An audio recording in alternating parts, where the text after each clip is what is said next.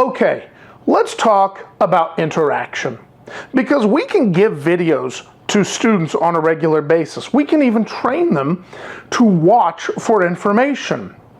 But what we need is something to ensure that students are engaged in whatever they're watching, because it really only takes 90 seconds to 2 minutes for something you're watching to be tuned out mentally. You may still be watching, it may still be playing, but the engagement level drops off precipitously at 90 seconds to 2 minutes. So what we need to do as teachers, because we clearly need more time than that for new instruction, we need ways to keep students engaged. And one of the ways that we can keep students engaged is interaction. One of our best interaction tools is Edpuzzle.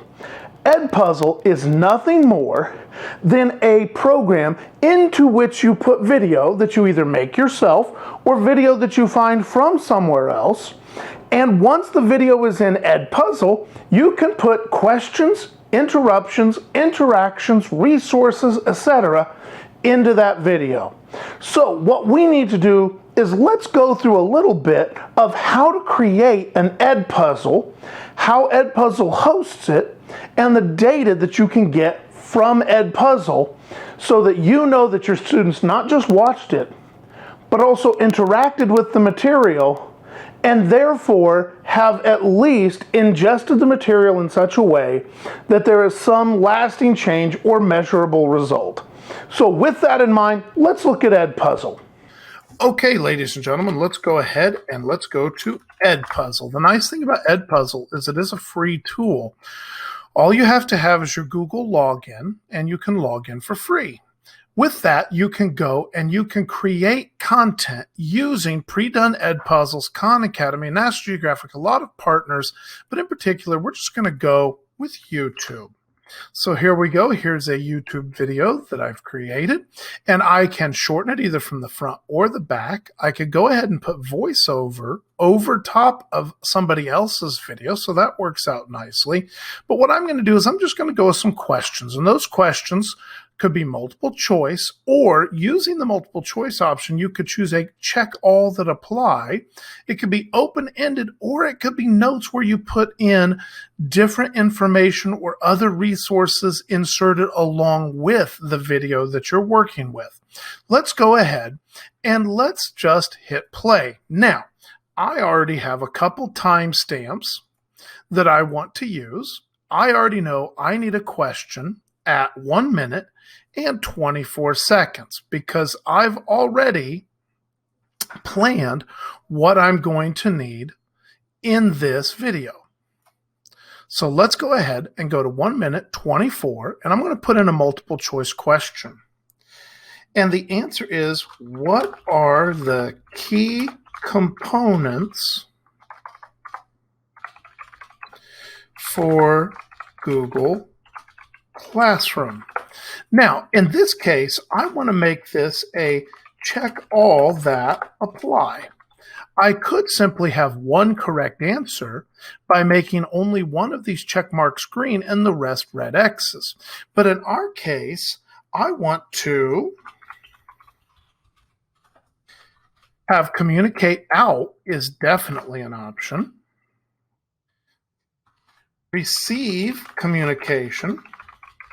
That is another advantage to Edpuzzle, so I'm going to mark it green as well. Then I'm going to add another choice.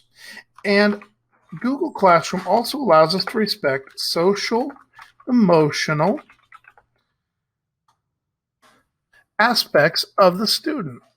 So it respects the social, emotional. And we want to make sure that's yes. Finally, the last part of this is we want to add in a couple answers that aren't correct. So for example,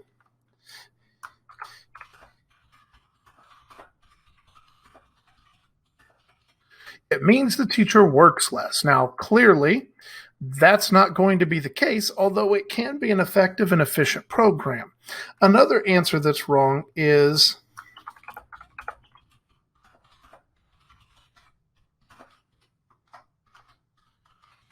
It is meant to penalize students.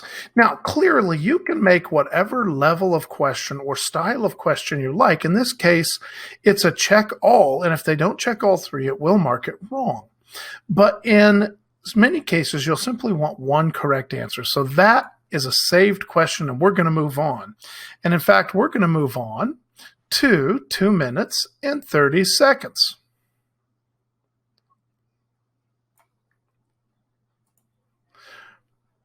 All right, so in this case, I want to have another multiple choice question, but in this case,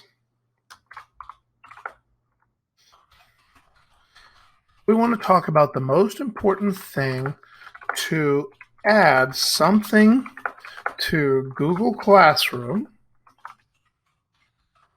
is, and I can put a blank.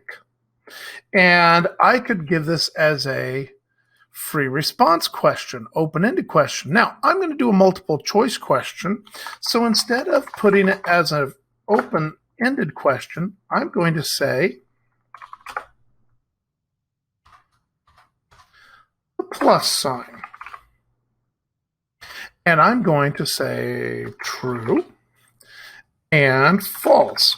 So you can see very quickly that using just the quote-unquote multiple choice option allows you to do a select all, select best answer, true, false, or you could move it to an open-ended question or free response.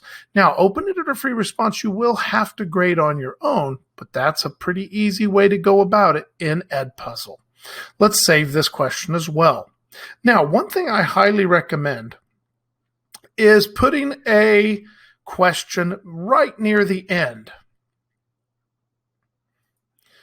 And the reason I put a question near the end is because you want to make sure that the student is encouraged to go all the way to the end of the video. Now, you can tell from the data that Edpuzzle gives you whether the student made it all the way to the end or not. But we want to encourage students to be successful. So let's put a good question right at the end that they know they're going to have to answer. It's a process or a procedure that we train them to do. And that way we're getting all the attention all the way to the end.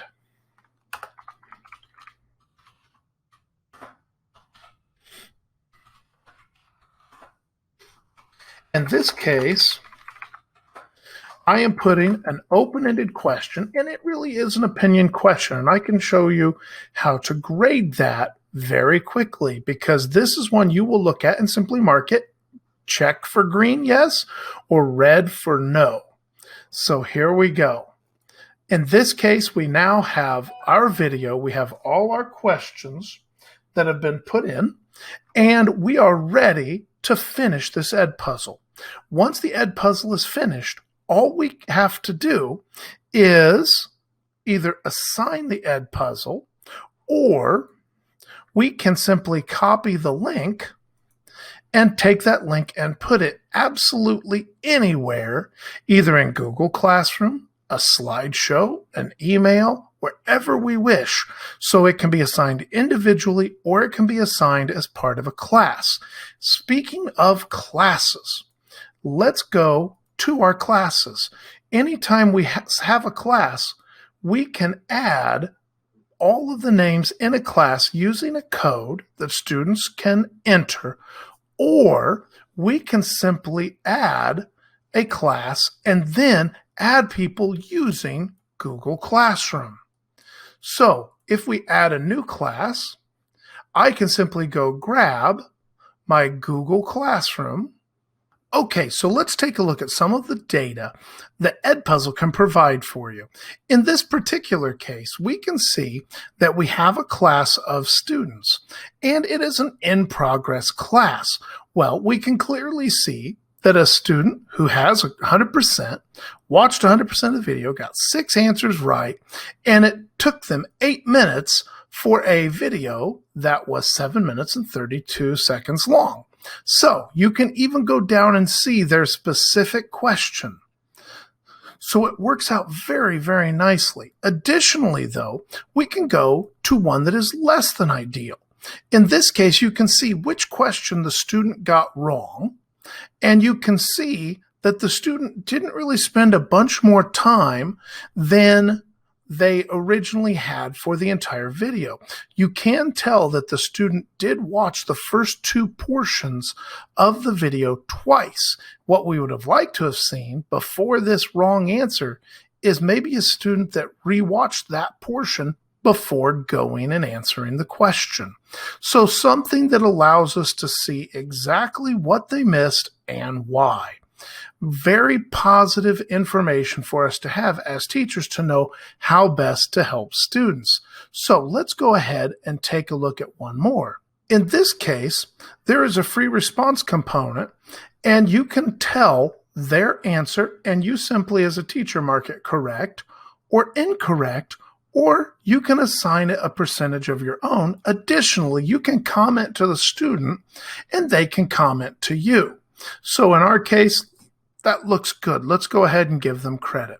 So in all cases, you have a very nice gradebook that gives you all the information that you need for a given class that will accept Google Classroom names imported, and you have content that you can either create on your own or that you can get from the Edpuzzle library, YouTube, Khan Academy, or things you've done yourself.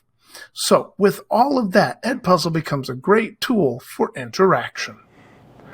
Okay, ladies and gentlemen, that's just a few things that Edpuzzle can do for you, encouraging interaction in your videos that you send home for students. Additionally, we talked a lot about the data that you can get, because accountability is an important component when we're talking about learning. Now, remember, this is all part of taking information that we may have done in class at some point and moving it to that remote space.